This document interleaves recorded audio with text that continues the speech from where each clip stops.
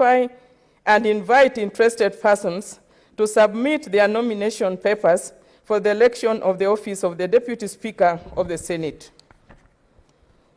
2, the names of the candidate for election of the office of Deputy Speaker to be entered upon nomination papers obtained from the clerk and handed back to the clerk at least 48 hours before the time appointed at which the Senate is to meet to elect a Deputy Speaker.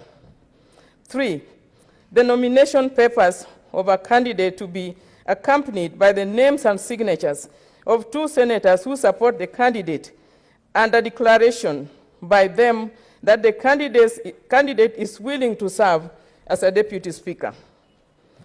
4, the clerk to maintain a register showing the date and time when each candidate's nomination papers were received.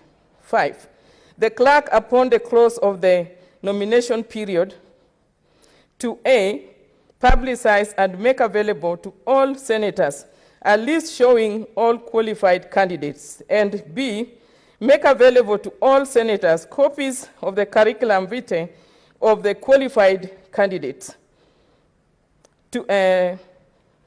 Qualified candidates. Number 6, the clerk, at least 2 hours before the meeting of the Senate to elect a Deputy Speaker, to prepare ballot papers upon which shall be shown the names of all candidates validly nominated. Number 6, further standing orders 6 and 7, as read together with standing order number 13(2) and 14 require: 1, the Speaker to preside over the election of the Deputy Speaker. 2, the election of Deputy Speaker to be by secret ballot. 3, the clerk to display an empty and unlocked ballot box and thereafter lock it in the presence of the Senate. 4, the clerk to issue a ballot paper to each senator in order of precedence. And 5, the clerk at the end of the voting to count and report the result of the ballot to the Speaker, who shall declare the results.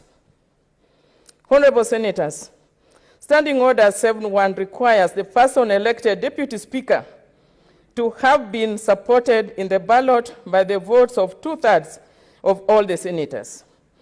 Additionally, Standing Order 7.2 requires that if no candidate is supported by the vote of 2/3 of all the senators, a fresh election shall be held, and in that election, the only candidate shall be: 1, the candidate or candidates who receive the highest number of votes in the ballot referred to in paragraph 1, and 2, the candidate or candidates who in that ballot receive the next highest number of votes.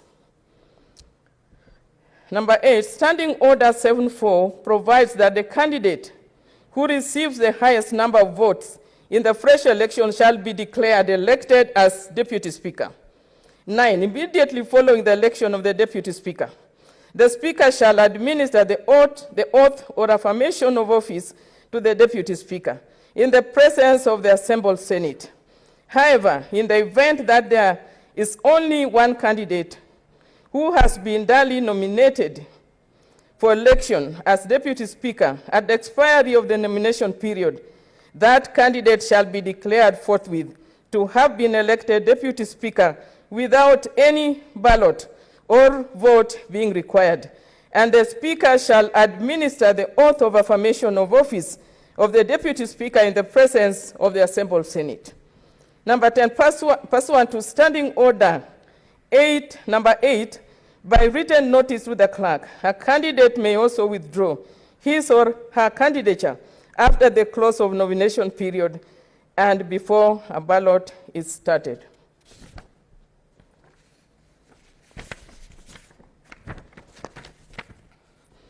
Honorable Senators, in light of the above provisions, I hereby inform you that the clerk has issued a Gazette notice today, Tuesday, 26 May 2020, to notify and invite interested senators to submit their nomination papers for election to the office of the Deputy Speaker. Consequently, interested candidates may obtain nomination papers from the office of the clerk. After consultation with the Senate Business Committee, I direct that the election of the Deputy Speaker of the Senate will take place on Tuesday, 2nd June 2020 at 2:30 p.m. I urge all senators to take note of this and to prepare accordingly. I thank you.